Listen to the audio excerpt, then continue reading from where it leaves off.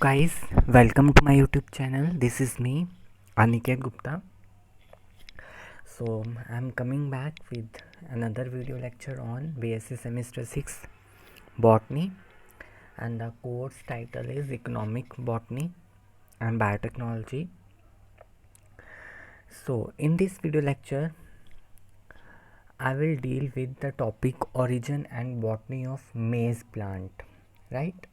And this topic is from the first subunit of unit first, right? So from this subunit I had already completed the rice plant as well as wheat plant, and now with today's video lecture and one remaining video lecture with this maize plant topic, your first subunit will complete. So hope guys आप सभी को मेरी videos समझ आती हूँ. अगर आपको समझ आती हैं तो प्लीज़ मेरी वीडियोस को लाइक कर दो, और इससे मुझे थोड़ा पता चल जाएगा कि आपको समझ आ रही है, और मैं अपने से पूरी 101% अपने से दूंगा और आपको अच्छे से समझाने की कोशिश करूँगा जो भी टॉपिक्स होते हैं. सो विदाउट वेस्टिंग टाइम हम स्टार्ट करते हैं. लेकिन अगर आपने अभी तक मेरे चैनल को सब्सक्राइब नहीं किया है तो कर लीजिए, और आपको यहाँ पर सारी की सारी वीडियोस जो हैं वो मिल जाएंगी. The topic is origin of maize and their cultivation in India, right? First of all, the botanical name of maize is Zea maize. Zea is the genera and the maize is the species. The family is the Gramini family, grass family, Poaceae family. The English name is maize or corn, and the Hindi name is मकई या मक्की या भुट्टा, बड़ा कुछ कहते हैं हम इसी को, है ना. इसके वर्नैक्युलरली हम इसको बहुत कुछ कहते हैं, मकई, मक्की या फिर भुट्टा, है ना. और भी बड़ी सारी लैंग्वेजेस में. सो ये आ गया इसका इंट्रोडक्शन के बारे में. Now origin. Maize is America's gift to mankind. सबसे पहले क्या बोला गया कि ये जो मेज़ है ये एक अमेरिका का गिफ्ट था मैनकाइंड को. जिस हर जगह जो है, जो आज हम मेज़ देखते हैं, खाते हैं, या कितने सालों से खाते आ रहे हैं, वो एक गिफ्ट था किसका? अमेरिका का. It originated in Guatemala and southern Mexico where Indians cultivated it for many centuries before white man stepped on this earth. हमें पता है कि इंडिया की जो हमारे जो भारत की जो भूमि है वहाँ पर वाइट मैन आए थे ना, ब्रिटिशर्स आए थे. सो ओरिजिनेटेड कहाँ पर हुई ये? Guatemala and southern Mexico. ये आपने याद रखना है, ये जो नाम है इस जगह का, Guatemala and southern Mexico, where Indians cultivated it for many centuries before जब वाइट मैन यहाँ पर आए उससे कुछ फ्यू सेंचुरीज पहले से इसको किया जाता था कल्टीवेट इंडिया में. All the kinds known today, जितनी भी इसकी काइंड्स आज हम जानते हैं, तो जितनी भी काइंड्स आज हम जानते हैं, they were already grown by the Aztecs and Mayas of Mexico and Incas of Peru and Bolivia. ये दोनों चीज़ें आपको याद रखनी है. इसको पहले ऑलरेडी कहाँ पर ग्रो कर दिया था सभी काइंड्स को? Aztecs and Mayas of Mexico, Incas of Peru and Bolivia. ये चीज़ आपको याद रखनी, जगहों के नाम हैं, ठीक है. So this food is restricted to its own place of origin, where is presumed to be Guatemala and Mexico, and was transported to Europe by Columbus, ठीक है, and therefrom to the various parts of the old world, ठीक है. तो place of origin जो है कहाँ पे माना जाता है? ग्वाटेमाला एंड मैक्सिको में, जो मैंने आपको पहले पिछली स्लाइड में बताया, ठीक है. ग्वाटेमाला एंड साउदर्न मैक्सिको, ठीक है. उसके बाद जितनी भी काइंड्स थी वो सारी कहाँ पे देखी गई? Aztecs and Mayas of Mexico and Incas of Peru and Bolivia. ये चीज़ आपको याद रखनी ही रखनी है, ठीक है. मुझे पता है अजीब से नाम है लेकिन इनको याद रखना ही पड़ेगा, ठीक है. India owes presence of maize to Portuguese explorer who have introduced this food crop to India, China, West Indies, Malay. ठीक है, अब क्या हुआ, इंडिया ने ये जो क्रॉप, ये जो मेज़ क्रॉप है, कहाँ से ली, पोर्तुगीज़ जो थे वो आए थे यहाँ पर, है ना, तो उनकी वजह से ये जो मेज़ क्रॉप है ये इंडिया में, और इंडिया में जो है वो इंट्रोड्यूस हुई, और चाइना, वेस्ट इंडीज़, मलाय, उस वहाँ पर भी ये इंट्रोड्यूस हुई। Due to its acclimatization powers, acclimatization power हो गया कि अपने आप को अडेप्ट कर लेना, ठीक है, इस एनवायरनमेंट में, कौन से एनवायरनमेंट में, जिस चीज़ जहाँ जहाँ पर उसको इंट्रोड्यूस किया गया। मेज़ is now grown all over the world, अब पूरे के पूरे वर्ल्ड में इसको ग्रो किया जाता है। Due to its acclimatization pores, अगर वो कोप अप नहीं कर पाती तो उसको वो ग्रो नहीं कर पाती पूरे के पूरे वर्ल्ड में, तो वो रिस्ट्रिक्ट रहती जिस जगह ओरिजिन हुआ, या फिर और जो भी यूरोप का जो कंट्री थी वहाँ पे, ठीक है। तो this is all about the origin of मेज़ प्लांट। आई होप क्लियर हो। इसको मैंने आपको पहले ही बताया, इसको एक स्टोरी की तरह आपको याद रखना है। हमने ओरिजिन ऑफ वीट पढ़ा था, ओरिजिन ऑफ राइस पढ़ा था, एंड अब ओरिजिन ऑफ मेज़ पढ़ा, तो इन सभी को अपने स्टोरीज़ की फॉर्म में याद रखना है, और इसको थोड़ा याद क्रैमिंग इसके लिए करनी पड़ेगी, ठीक है। ये क्रैमिंग की वजह से ही आपको समझ आएगा, क्योंकि ऐसे तो हम तो कहीं ना ही मैक्सिको, हमें तो कुछ इतना पता नहीं है कि क्या है क्या नहीं, हम सिर्फ इनको याद कर सकते हैं, जो भी जगहों के नाम इन्होंने दिए हुए हैं उनको सिर्फ याद कर सकते हैं, जो भी लिटरेचर में हमें दिया गया है, ठीक है। Now next is the morphological characteristics are concerned.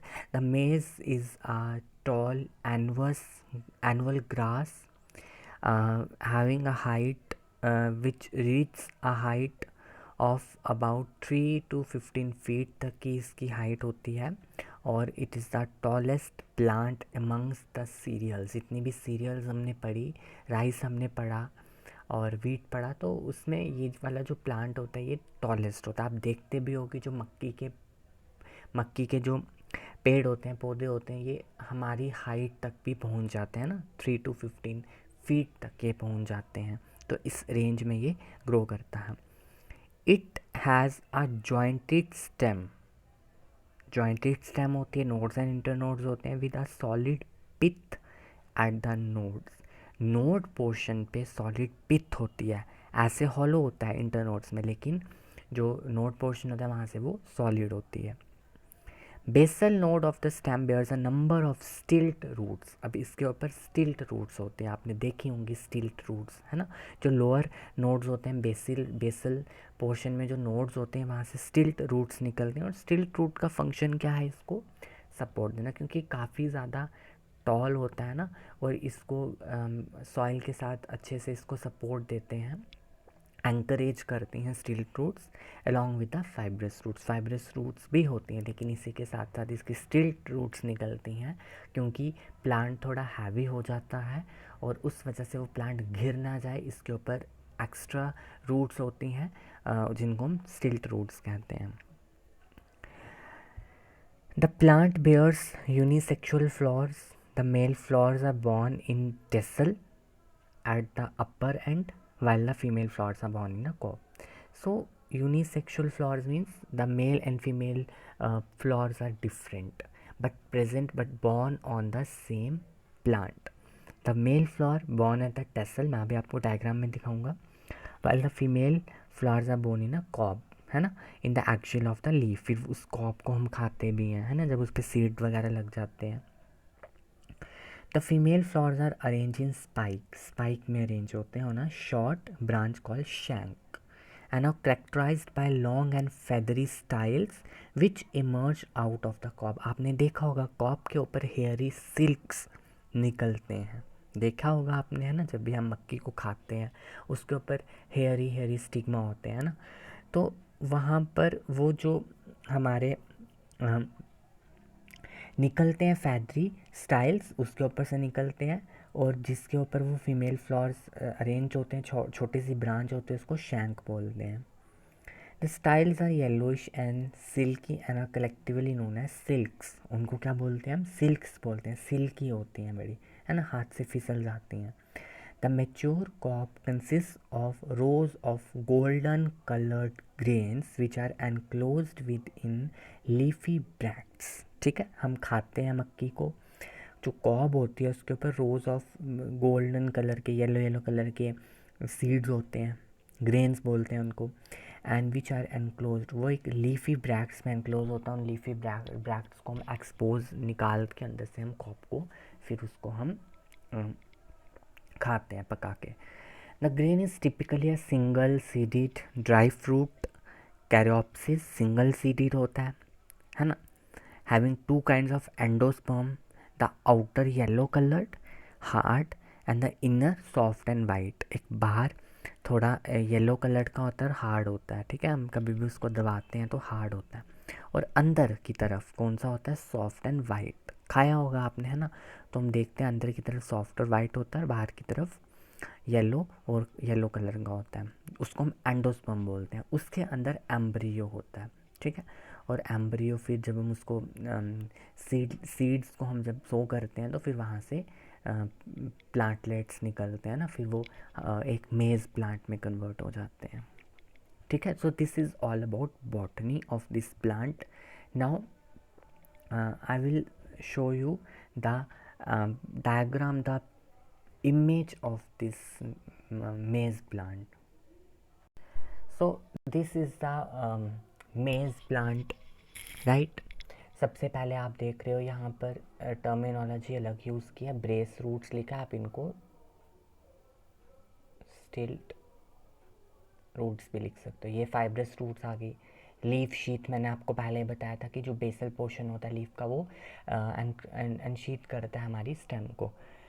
Leaf blade, ठीक है, मोनोकॉट है, पैरेलल वेनेशन होगी। This is the air portion, these are the silks.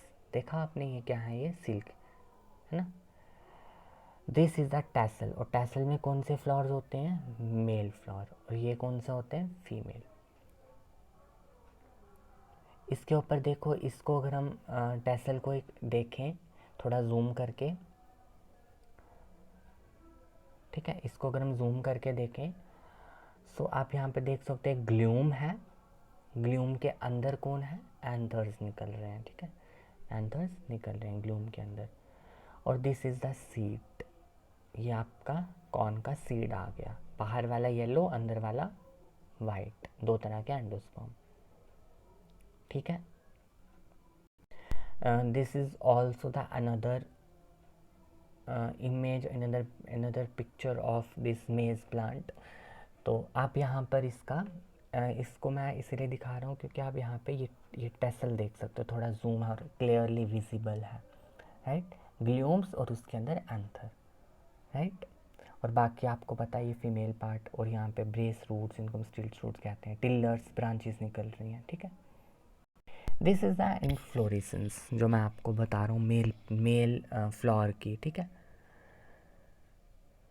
तो आप यहाँ पे देख सकते हो ग्लूम, अंदर स्टेमन्स क्या होते हैं? Male part of the flower. Lima, उसके बाद पीलिया, ठीक है, उसमें फ्लोरेट्स आ गए दोनों साइड। ठीक है, सो ये क्लोज्ड है और इसको हमने ओपन करके दिखाया हुआ है। सो आपको ये डायग्राम्स भी डालनी होती है एग्ज़ाम में। ठीक है, जब आपको एक क्वेश्चन आता है आपको ये वाली डायग्राम भी दिखानी होती है, ये वाली आपको डायग्राम दिखानी पड़ेगी। ठीक है, so this is all about the morphology or botany of the maize plant.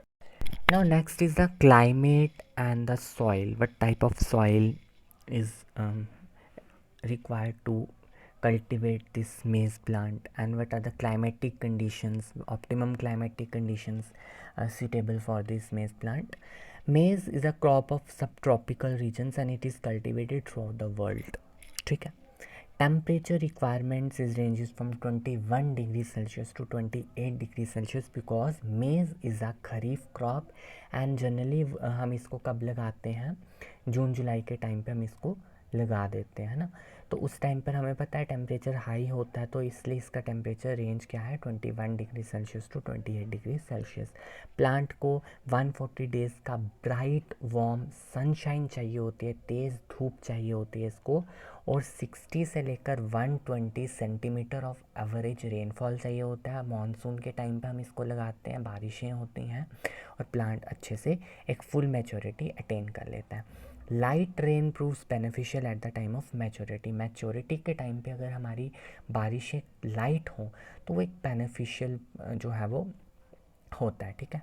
और इसके लिए जो हमें सॉइल चाहिए that is well drained loamy soil, ठीक है। Well drained loamy soil produces the best results. और हमने राइस में कौन सी पढ़ी थी, अलूवियल, ठीक है। यहाँ पे लोमी ड्रेन्ड लोमी सॉइल चाहिए which produces the best result. So this is all about the climate and the soil. Soil आपको याद रख लेनी है, एक ही वर्ड है, ड्रेन लोमी सॉइल, ठीक है। और जब भी आप इनको पढ़ते हो आपने कंपेयर करके पढ़ना है कि हमने राइस में कौन सी की थी, वीट में कौन सी की थी। सो इससे आपको याद रहता है, क्योंकि मुझे पता है ये भूल जाता है, लेकिन अगर आप इसको अच्छे से ट्रिक्स के साथ याद रखो तो कुछ भी चीज़ नहीं भूलती। आपने याद रखना है इसके अंदर टेम्परेचर कितना चाहिए। अगर आपको 21 से 28 नहीं भी याद रहता है तो you can write simply 20 to 30 degree Celsius. तो ये हर बुक्स में अलग अलग होता है, तो इसमें कोई हार्ड एंड फास्ट रूल नहीं है कि आपको लिखना ही 21 to 28 डिग्री सेल्सियस है, ठीक है। थोड़ा ऊपर नीचे हो जाए तो वो चलता है, ठीक है। सो with this I end my this video lecture, and in the part 2 I will discuss the methodology we can use for the cultivation of this maize plant. So thank you guys, stay safe, healthy and study hard. Thank you.